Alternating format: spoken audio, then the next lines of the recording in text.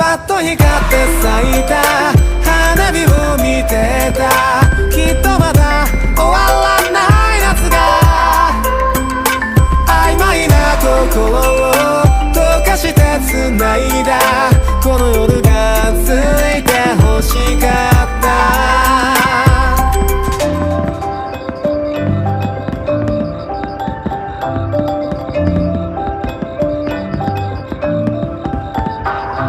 あと何度君と同じ花火を見られるかなって。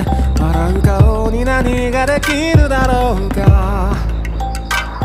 傷つくことを喜ぶことを繰り返す波とちょうど焦燥最終列車の音。